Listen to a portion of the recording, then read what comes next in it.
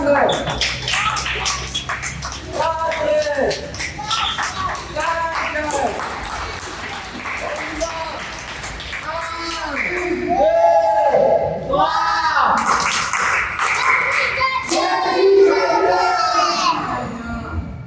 aime Jésus? Qui aime Jésus? Qui aime Jésus? Alors Dieu est amour, il t'aime tel que tu es et un amour inconditionnel. L'amour de Dieu n'a pas de conditions. Tu dois être blanc pour que Dieu t'aime, tu dois être lancé pour que Dieu t'aime, tu dois être court pour que Dieu t'aime.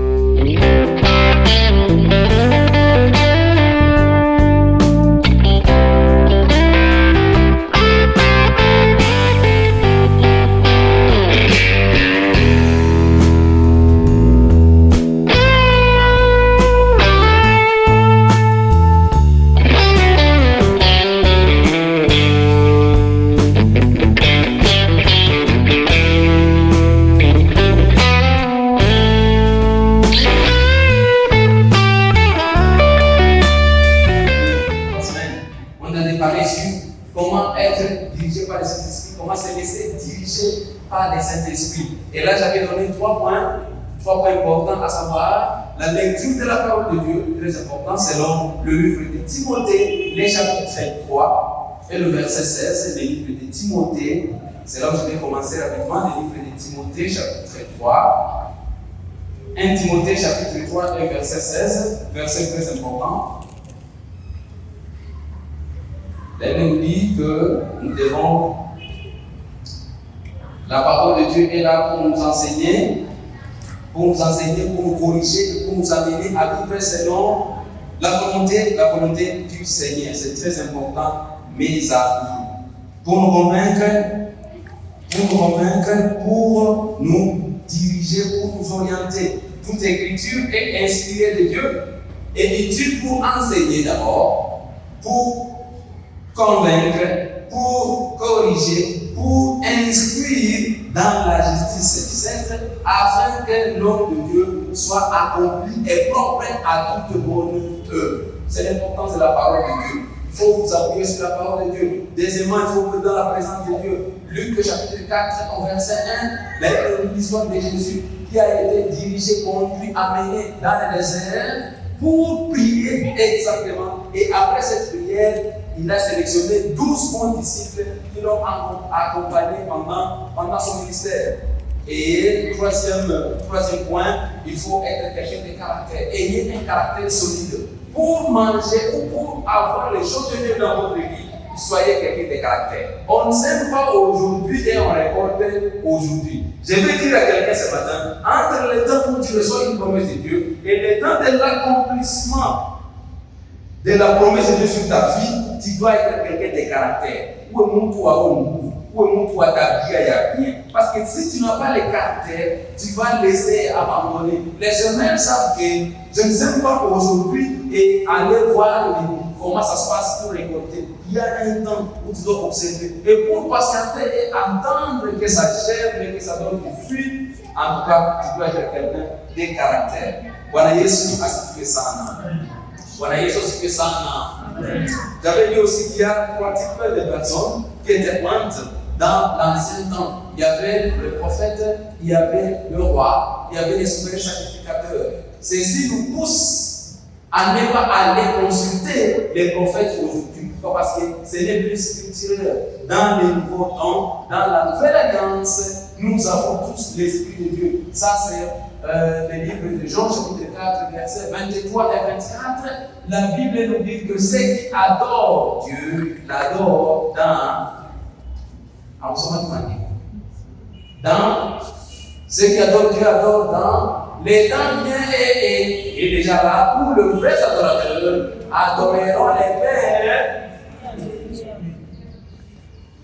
Bwana Yesu asifiwe sana. C'est important aujourd'hui d'être dirigé par les Saint-Esprit et pour y parvenir, il faut regarder le témoignage intérieur, ça c'est Romains chapitre 8, verset 16. Là, on nous dit que l'Esprit de Dieu rend témoignage à notre esprit que nous sommes enfants de Dieu. Les témoignages intérieurs, en tout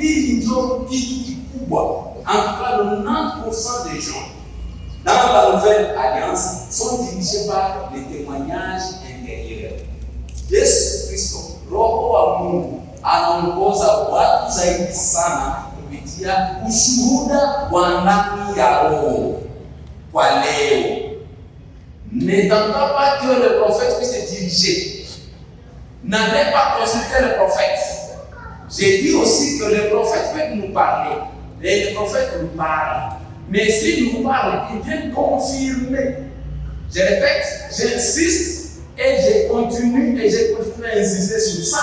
Parce que je ne sais pas pourquoi j'insiste. Il y a quelqu'un qui va se faire arnaquer ici. Parce qu'il y a un prophète un prophète, je ne sais pas, venu de Lumumbashi comme le dit mon pasteur, pour venir lui arnaquer. S'il te dit une chose que tu n'as pas encore ressenti, tu n'as pas encore senti en toi, n'accepte pas. 1 Thessaloniciens chapitre 5, verset 21, il nous dit examinez toutes les prophéties. Examinez toutes les prophéties. Mon pasteur disait une maman les citait à la maison et un prophète était venu chez elle avec une grosse Bible en disant moi je suis prophète, je suis venu vous évangéliser. Et il a demandé à la maman est-ce qu'on peut entrer dans la maison pour prier? En entrant dans la maison pour prier, les grands prophètes de Dieu avaient dit à la maman que Dieu lui montre que dans les fesses de son mari, il y a les démons. Et pour délivrer la maison, il fallait délivrer les vestes. C'est fréquent dans la vie. Et la maman était obligée de prendre les vestes et les mettre au prophète. Le prophète, lorsqu'il est sorti, il a éteint le téléphone et il a disparu. Les maris, en rentrant à la maison, regardent les vestes et ne sont plus là. Ils posent la question où sont mes vestes? Un prophète de Dieu est arrivé ici. Il a dit des complications. Vous pouvez lire, mais moi je vous dis que moi je peux dire que c'est très important chez moi. Parce qu'un prophète est devenu de lire des histoires, il va raconter des histoires. Pour ça que quand on est bébé spirituel, il y a beaucoup de choses qui se partagent. Vous acceptez tout et n'importe quoi. C'est pourquoi je vous préviens. Le Saint-Esprit est en vous. Il y a le Saint-Esprit au vous. Et pas par prophétie aussi. Dieu m'a dit que tu puisses postuler dans tel endroit là, tu seras béni. Est-ce que tu sens ça? Oh non. Tu peux penser que parce qu'on te donne un salaire de 5 000 $ le mois que c'est bien. Mais je vous dis que tu vas avoir 5 000 $ et au bout de 5 ans, comment tu regardes? Tu touches, tu gaspilles. Tu touches, tu gaspilles. Tu touches, tu gaspilles. Tu touches, tu gaspilles. Après, vous voulez te poser la question. 5 000 $ que j'ai donné comme salaire, qui quoi? Qu'est-ce que ça a fait? Et quelqu'un qui a 200 de salaire, il va en avoir. En même temps, en moins de chacun. Parce que les gars, ça m'a dit, mais racontez l'histoire de quelqu'un qui touche 13 000 $ le mois. 13 000 $. Papa Yann. 13 000 chaque mois. Mais à quoi? Il touche 13 000 le mois. Chaque mois, 1 000, 2 000, jusqu'à 13 chaque mois. Mais chez lui, comme ça, il n'a pas.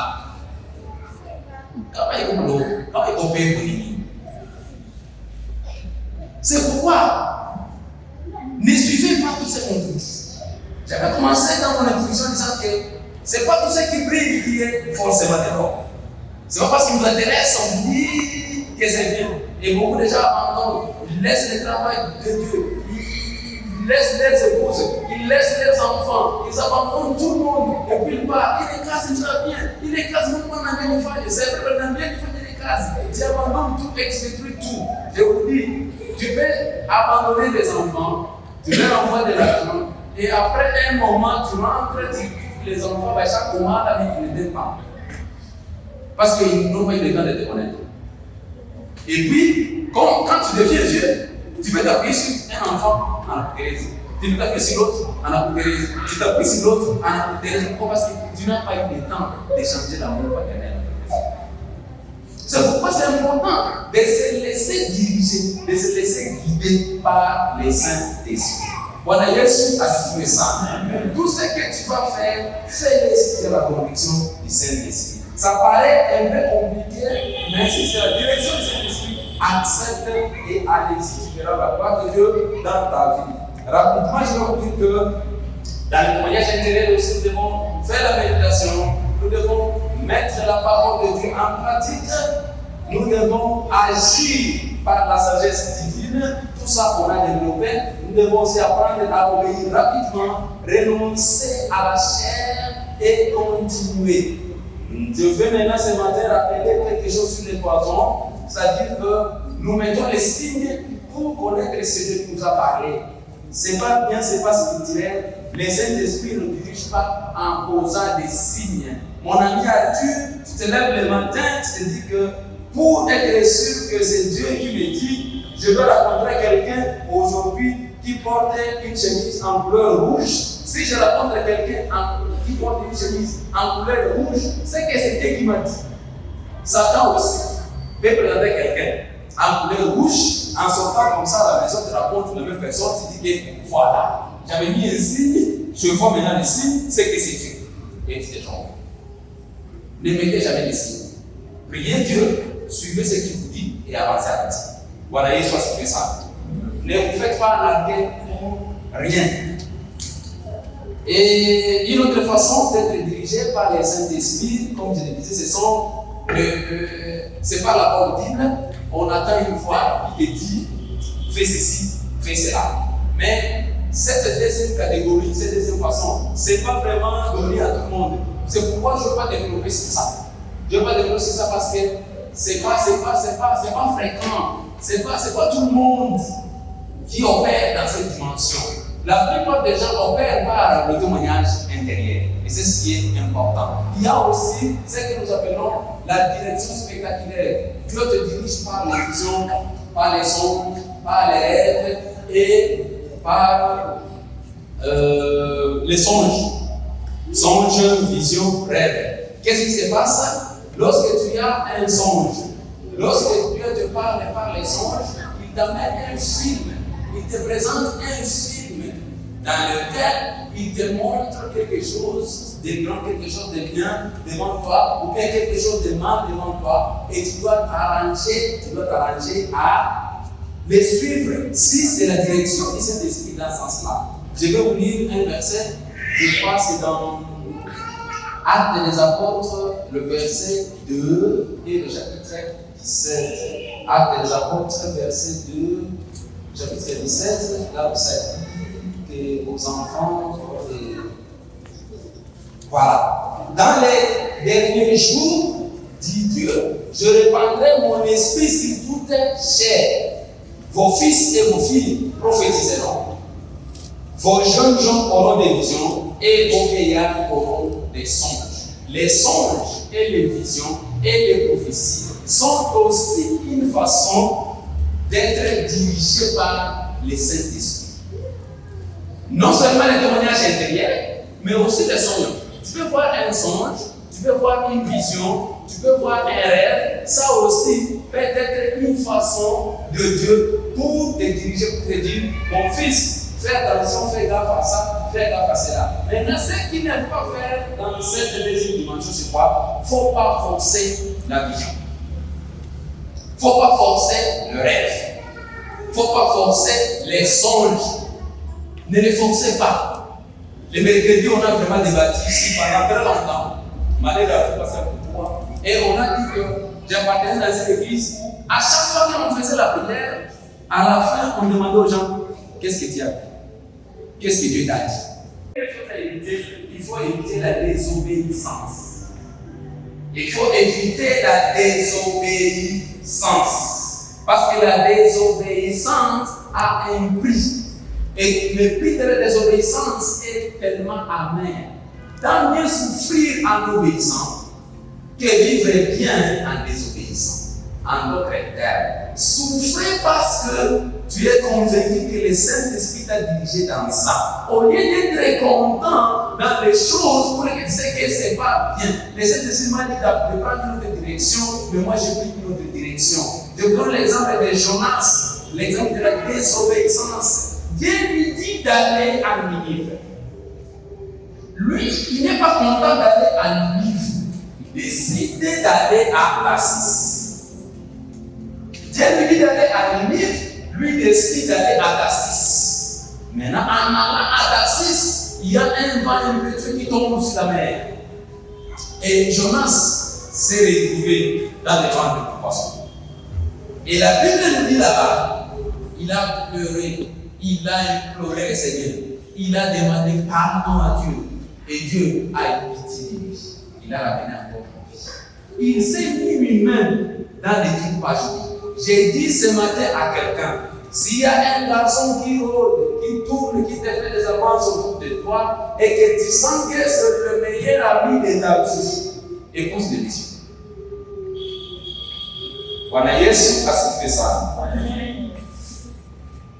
Ne dites pas qu'il est auprès. Ne dites pas que Baba wana makuta. Ne dites pas que hakusomaka. Ne dites pas que ni motara, ni bajadiste. Moi, j'ai vu des bajadistes qui sont devenus des camionneurs. J'ai vu des bajadistes. Aujourd'hui, les bajadistes de la Clémence. Mais 5 ans après, il a des clés. Il a 2. Il a 3, il a 4. Si tu te sens dans ton cœur que vraiment tu pries par rapport à ça, et que le Seigneur te dit que tous les deux voilà, Kamadaï, Ousmangani, Bayawa, Ousmangani, Kamadaï. Et vice-versa.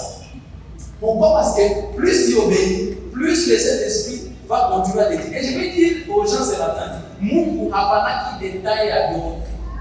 Lorsque le Saint-Esprit te parle, il ne te dit pas tous les détails. Itakuwa hivi, après ça sera comme ça, après ça sera comme ça, après ça sera comme ça. Non, il te donne juste l'image. C'est à toi d'obéir, et plus tu obéis, plus il te dit. Plus tu fais un pas, il te dit. Je vous donne un autre exemple. Regardez Abraham. Abraham vient lui dire, va donner ton fils. Il était mécontent. C'était la mauvaise décision, mais il avait accepté. Et en allant au cours des chemins maintenant, le fils même est étonné, mais papa, nous allons faire un sacrifice.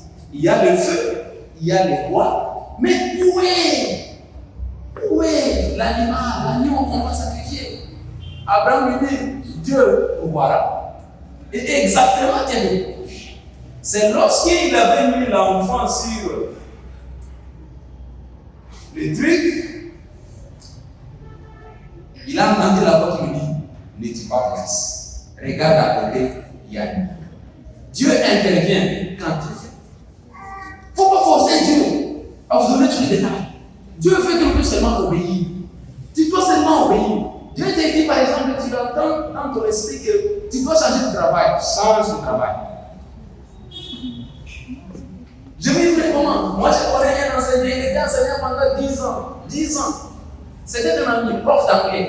Vous savez, les profs d'anglais, le traumatisme, il y a que ça la façon. Les profs d'anglais de maths, qui t'accampagne? Prof de maths. Attendez la chose. Qui est comme moi? Qui est comme moi qui n'aime? Et toi aussi, tu n'aimes pas les profs de maths ou d'anglais? De physique que toi.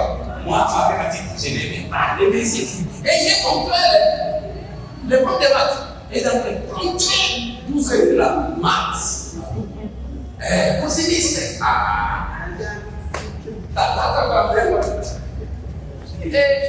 l'année là qui était prof, il a fait son truc là pendant 10 ans. Et à un moment, il a entendu une fois qu'il lui a dit, laisse les fils, n'enseigne plus. Sa femme lui a dit, on va voir vas-y. Tu vas laisser l'enseignement et on va faire comment? Toi, tu es prof, tu es condamné à être prof. Les amis qui sont mariés, n'écoutons pas seulement nous. Des fois, Satan passe par elle pour nous maîtriser dans la captivité. Des fois, on écoute ça. J'ai entendu ça. Je suis là-bas. C'est compliqué aujourd'hui, mais je suis là-bas. L'ami a écrit la lettre lui-même au préfet. Préfet, désormais, je n'enseigne plus. Pourquoi non, je refuse? Moïse wa Kenda, Moïse wa Kumi, dans son témoignage, crise kufa mtu. Mwezi wa 11 Bibi anataka kufa. Mwezi wa 12 Bibi anakuja kwako. Mwezi wa kwanza Bibi maana yake ni mwezi wa kwanza, mwezi wa pili, mwaka wa kwanza, deuxième année, troisième année, quatrième année, cinquième année. La femme dit non. Les mariés de lui, il a fait un boulot, celui-ci. C'est ce que la femme disait. Le monsieur là, c'est un fou. Il avait un boulot qui fonctionnait très bien. Les enfants mangeaient, les enfants étudiaient, on fait très bien. Mais il a décidé par sa folie d'abandonner l'enseignement. Mais là, regardez là où nous sommes. On a ici, tout d'un coup, à ça, ça dit, voilà, tu vois. Le mari avait dit, moi, enseignement, j'ai refusé au début. 6e année. Là, la maman m'a dit, monsieur, mais nous avons un projet au bureau là, et que dans ce projet, on a besoin d'un anglophone. Est-ce que tu peux nous aider? Salaire combien? En cas d'histoire, on n'a rien, on fait juste le projet, et puis on attend le financement. Pour raccourcir l'histoire, le monsieur s'est jeté dans les trucs. Il allait le matin, rentrer le soir. Il allait le matin, rentrer. Les dames qui sont ici, supportez vos maris dans le moment où ça va. Voilà. Il n'est pas content de ce que vous vivez aujourd'hui. Il n'est pas content. Mais on appelle la famille à qui? Il n'a pas moyen. Supportez-lui pendant ce moment. Et demain, ça ira. Les enfants qui sont ici, ne mettez pas pression à vos enfants parce que vous n'avez pas d'histoire. Comprenez vos parents. Tout parent a besoin de voir les enfants heureux.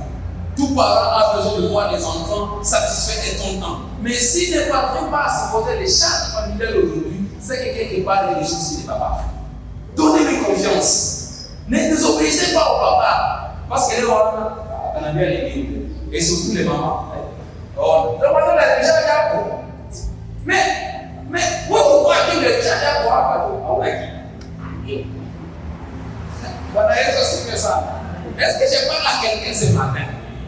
Est-ce que je parle à quelqu'un ce matin? Tu peux acclamer si je te parle. Ne désobéissez pas. Et après, le monsieur a continué, pour raccourcir le témoignage. On lui a dit, on t'invite aux États-Unis. Viens défendre le projet. Lui, il n'était pas comme maman, il était dans les États-Unis après. Lui, il s'est dit, c'est l'occasion à non. Moi, aux États-Unis, ma famille là, au village, c'est la place à non. Je ne rate pas. Il a commencé le truc, il a dit, et voilà, moi, je ne veux plus rentrer là-bas. C'est vrai, tu es ici. Tu ne veux plus rentrer? Je ne veux plus rentrer. On cherche les gens comme vous. Restez ici. Qu'est-ce que tu fais? Non, ma femme et mes 6 enfants et l'enfant de mon oncle. Donnez tous les noms de toutes les personnes que vous voulez. Il a donné le nom de 15 personnes. Sur la liste, pas de parler. Tout le monde passeport, tout le monde billet, tout le monde départ aux États-Unis. Voilà, Jésus a fait ça. Et la femme maintenant, avec la porte, voilà, on va la tête. Je savais. Voilà. Mon mari à l'aéroport maintenant. Bye bye. J'ai dit quoi? Lorsque tu sais une direction, suis-la. Tu ne sais pas pourquoi. Si tu pouvais rester dans l'enseignement, jusqu'à l'aide, je ne parle pas. Il est aux États-Unis. Mais je vais demander à comment les cas sont restés. Mais lui, et sa femme, et ses enfants, et les enfants de l'oncle, des cousins, et les autres, peut-être prélistes, pour les États-Unis. Voilà, ils ont fait ça. La désobéissance est votre ennemi lorsque vous attendez la voix du Saint-Christ. Ne désobéissez pas comme Jonas pour perdre ce que Dieu avait prévu pour vous. Rapidement, je vais aller en vous disant que chaque fois que tu as l'impression que cet esprit ne suit pas, continue. La désobéissance est quelque chose de très mauvais dans la vie. Deuxième chose à éviter lorsque tu es dirigé par les esprits, consulter l'autorité établie avant d'obéir. C'est-à-dire quoi? Dieu te parle sur la vie, par exemple, de mon ami Prince. Dieu te parle. N'allez pas tout droit vers lui. Parce qu'il y a une autorité établie. Viens passe d'abord par le pasteur. Dis-lui, j'ai un message pour tel frère. Lui, maintenant, le pasteur va t'orienter. Tu veux raconter les frères, tu veux lui donner une semence, tu veux lui faire l'offrande, tu veux lui faire quoi que ce soit, passe d'abord par l'autorité pour éviter les querelles inutiles. Bon, on a pas un message à monde. Mais lorsque tu parles et dis ce message à quelqu'un en particulier, je vis ça pour les filles, surtout si c'est les gens qui veulent se marier. On a bien par exemple dans Véro, les garçons là qui te fait les avances, c'est pas bien. Tu peux l'abandonner. Moi j'ai prié et que dans ces cas-ci, Dieu t'a dit que c'est pas les maris pour Véronique. Lorsque tu vas dire à Véronique ça, à chaud comme ça ne peut pas aller. Peut-être. Mais si tu passes par l'autorité, lui peut te dire, pour convaincre Véronique, il faut le voir ou bien la voir à 15h. Il faut la voir à 17h. Pourquoi? Parce que dans les avant-midi, Véronique est grosse. Elle est embrouillée par des histoires. Nous évoquons dans les Tchouba Tchabaoum, les gens se battent. Pourquoi? Parce que nous, quand on a voir à 15 ans, on va malaya. Dans nos églises, là, ça se passe souvent. Eh, garçon, on va y aller. Lorsque vous avez un message, passez par quelqu'un qui est bien positionné pour t'aider à t'orienter comment est-ce que tu peux transmettre le message. Pour finir, vraiment, j'ai beaucoup à dire sur ce point-là, mais c'est la première session, nous aurons peut-être une deuxième session. Pour finir, je vais dire, la troisième chose à éviter lorsque Dieu est dirigé par les Saint-Esprit, c'est l'excès des zèles. J'avais promis aux gens qui étaient là de mercredi tout ça. C'est pourquoi j'ai tenté de le dire. L'excès des zèles. Donc tu es là, tu veux que Dieu fasse la chose exactement comme toi tu veux le même jour. Dieu m'a dit qu'il va venir. Maintenant je suis là, il me bénisse. S'il ne venait pas, je vais faire un jeûne de 1800 jours. Pas comme passé. Mais car je vais faire les jeûnes de 1500 jours, je vais mourir. Dieu va faire. Ça c'est l'excès des zèles. Dieu t'a dit, ne le forcez pas. Il va le faire. Maman Théa, on a dit ça le mercredi, n'est-ce pas? L'excès des zèles. Je vais vous donner un exemple de quelqu'un qui avait l'excès des zèles. Dieu avait dit à Moïse, Dieu avait dit aux enfants d'Israël qu'ils vont faire 400 ans dans la captivité et puis ils vont rentrer. Et Moïse était sauvé de justesse pour faire la tâche, pour faire la mission. Diminuez un peu la musique, diminuez un peu la musique s'il vous plaît, diminuez un peu les volumes. Et puis, avant que l'heure de Dieu ne sonne, maman de Moïse est allée se battre. Avant que l'heure ne sonne de Dieu pour la délivrance, Moïse est descendu. Il a commencé à se battre avec un Égyptien. Et puis la conséquence, vous la connaissez. Il était obligé de fuir et d'aller. J'interprète, ce n'est pas la Bible qui dit, mais moi j'interprète en disant ceci. Les enfants d'Israël ont souffert encore pendant 30 ans en Égypte.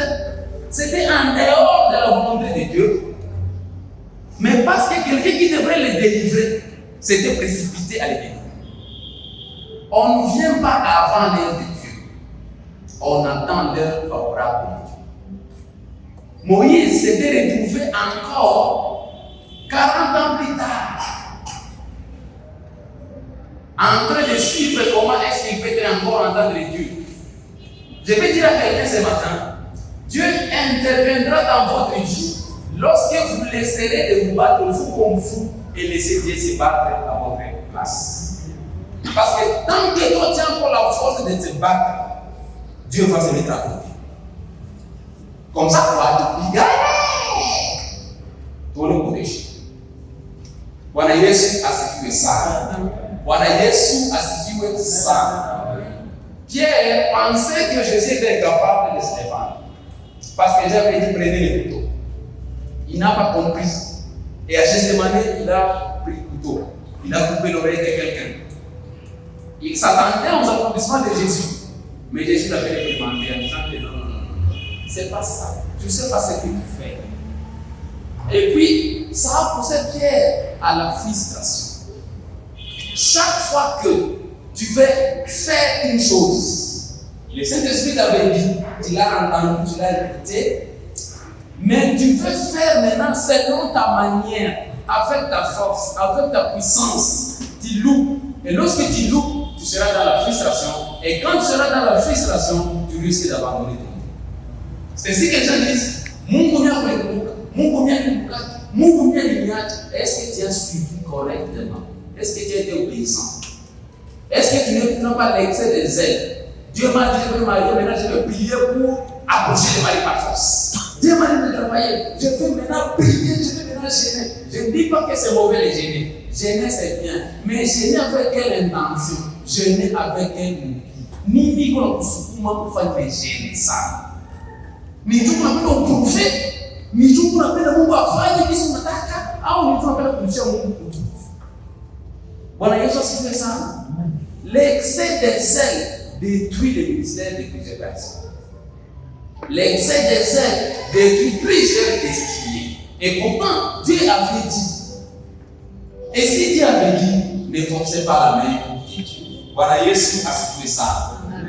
Sérieusement, je vous en prie, mes amis, suivez les grandes lignes et continuez à avancer, mais vous ne mettez pas dans un zèle excessif où vous dites que je vais maintenant aider Dieu pour qu'il fasse. Dieu interviendra au moment où il sait que c'est bien. Au moment où il sait que c'est maintenant l'heure. Et j'aime, lorsque Dieu t'aide, en tout cas, on va te faire. Abraham était étonné d'avoir un enfant à un âge tellement avancé. Et d'ailleurs, plus c'est compliqué, plus si t'en sors, Dieu beaucoup de gloire. Et tu te sens content. Parce que les gens ne pensaient pas. On a déjà donné un exemple. Antoine disait que moi je l'aime beaucoup le Dieu. Antoine disait qu'il a du panier. Il a milité avec le Moupa, il a travaillé avec Mobutu, il a. Pendant tout ce temps-là, il cherchait le pouvoir. Mais, à l'époque, pouvoir est ministre. À chaque fois qu'on faisait, on est à Kamapou, il allait au bureau en dormant dans sa voiture. Et des fois, par la fin, on le prend au palais de la nation. Les chauffeurs sont de retourner encore parce qu'on ne peut pas révéler les dieux. Parce qu'il a déjà. Ce que Dieu a pris pour toi, c'est pour toi seul. N'ayez pas peur. J'ai vu des gens qui ont été nommés au poste très important, à un âge très avancé. Ne forçons pas Dieu. Ne forçons pas la main de Dieu. Ne forcez pas Dieu. Ne faites pas des choses. Ça paraît spirituel. Mais des fois, ce n'est pas spirituel.